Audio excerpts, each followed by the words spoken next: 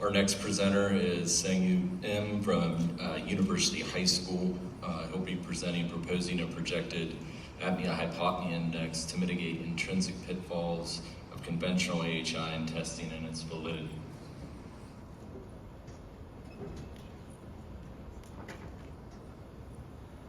Hello everyone, thank you for being here. My name is SangHyuk, and today I will be proposing a projected Apnea-Hypopnea index to mitigate intrinsic pitfalls of conventional AHI and testing its validity. Here are the conflict of interest disclosures. I have none. You can take as many photos or videos as you would like to. So Apnea-Hypopnea index is the sole parameter in diagnosing obstructive sleep apnea, or OSA. But then there are many limitations that come with this.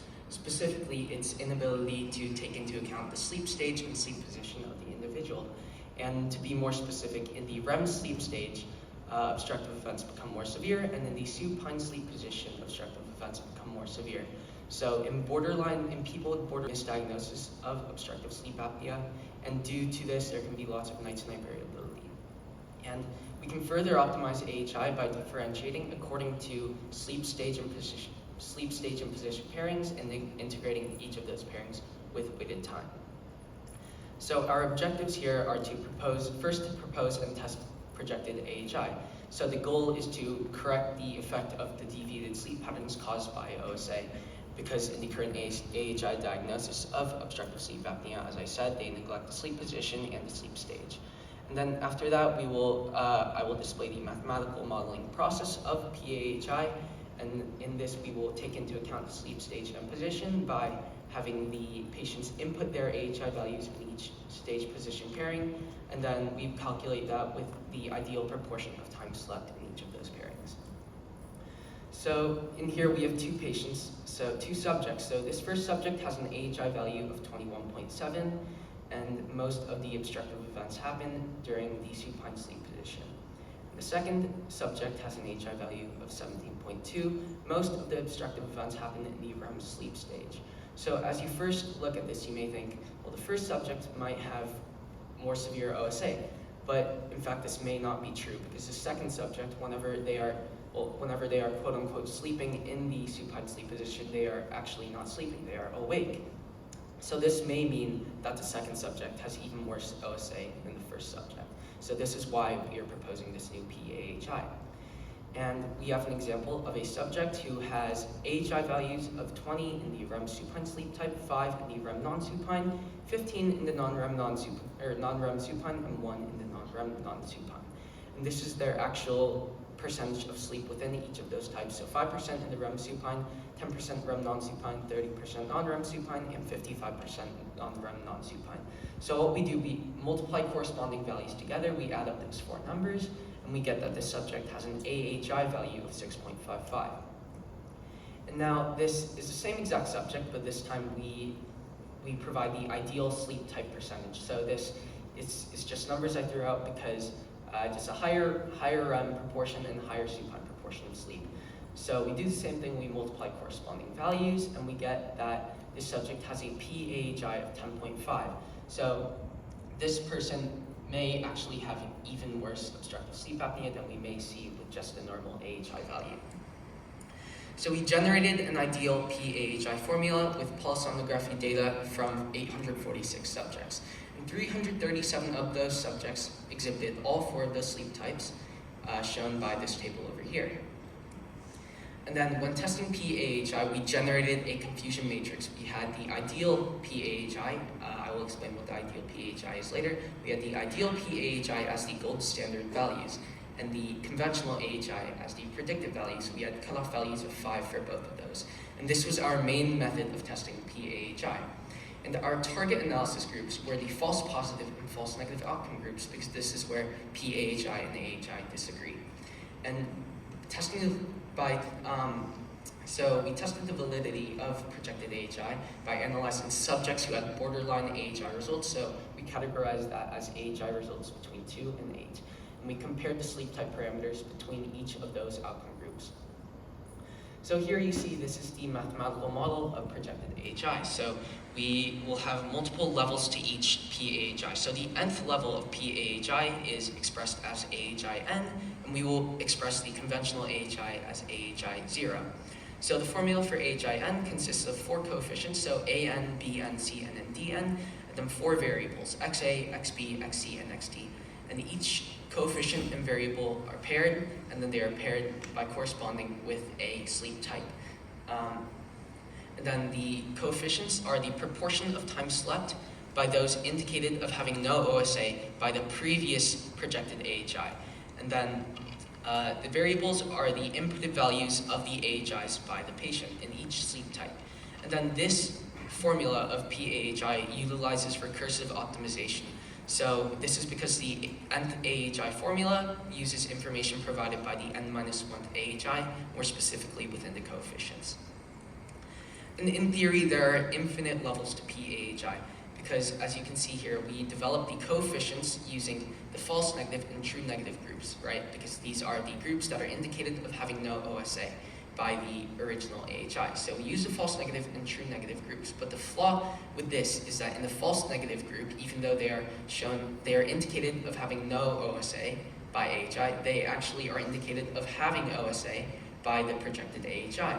So what we can do, we can continuously develop and advance this PAHI by adding levels and levels and levels. We continuously improve and improve and improve until we reach the ideal PAHI. So in generating the ideal PAHI, again, we had polysomnography data from 846 subjects. 337 of them exhibited all 4 of the sleep types. And we found the ideal PAHI by determining what the convergence point was. The convergence point is when all coefficients stay constant or relatively constant. And using this, we found the formula for ideal PAHI. And as you can see here, we have the coefficients for the first AHI, the coefficients for the second AHI, the third, the fourth, and the ideal. So we can see here that the coefficients converged at a value of n equals 3. And why is this? This is because the second AHI and the third AHI indicated the same people as having no OSA. So what does this mean? If the second AHI indicates the same people as having no OSA, and the third indicates the same people as having no OSA, logically, this would mean that the fourth and the fifth and so on and so forth would also indicate the same people as having no OSA. So therefore, for all values of n greater than or equal to 2, the nth AHI indicates the same people as having no OSA, and therefore the coefficients must stay constant, which is why this is where the convergence point is at. So therefore, the formula for our ideal PAHI of this closed data set is the formula of the nth AHI for all values of n greater than or equal to 3. So shown here, this is the ideal PAHI formula for the closed data set. So we developed a confusion matrix with 119 subjects who had borderline AHIs.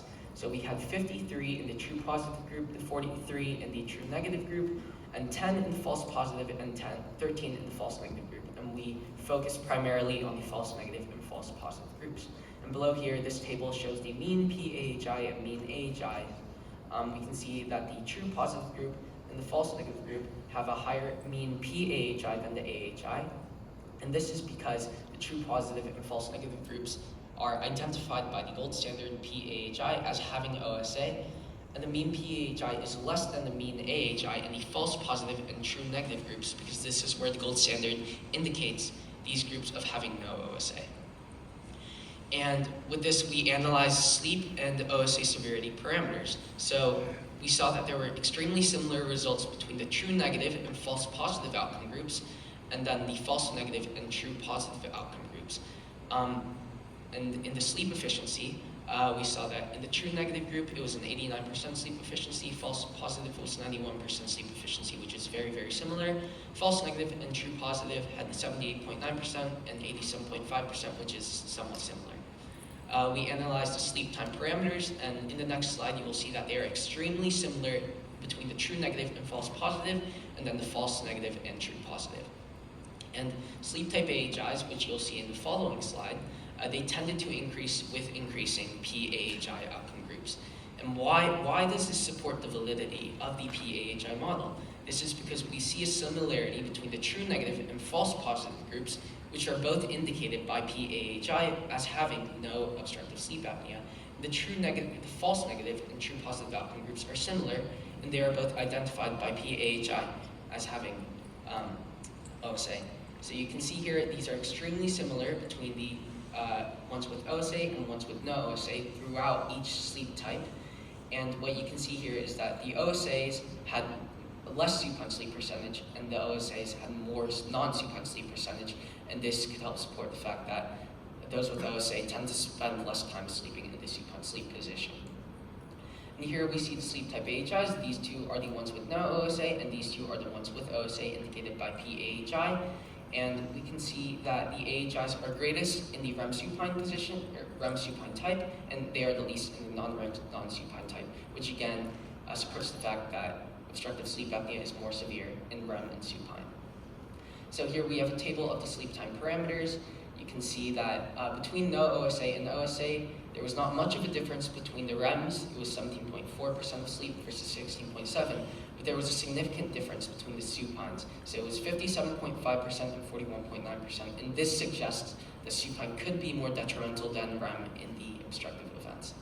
And this is why in the formula of PAHI, we use the proportion of time slept by those without any OSA, and this is to accurately collect the sleep time proportions without any effects from OSA.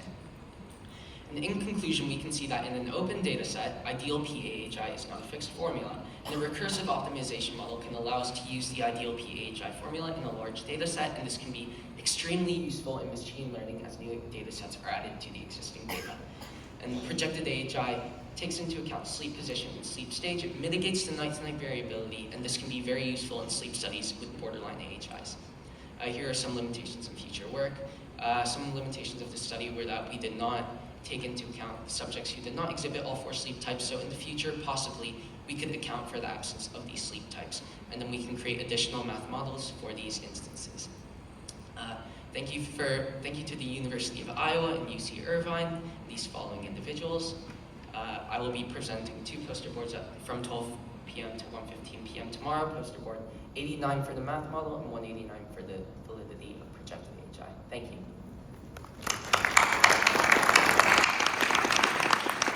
We have time for one question. I'll try and speak about it. I think this is a really interesting way to describe patients in terms of their propensities, but it's not clear to me that this actually should be labeled projected AHI, because imagine, for example, somebody who has apnea and never sleeps supine. Your model predicts what would happen if he slept supine. Right, so The consequence, he never does it. It's not going to happen. It's just a matter of the label you put on it. yeah, so that's the only flaw with ours. This is what we had to do. So yeah, so in the future we want to account for the absence of those sleep types, such as the supine sleep position. So we still have much to develop with this, but this is just an idea of what projected AHI can do.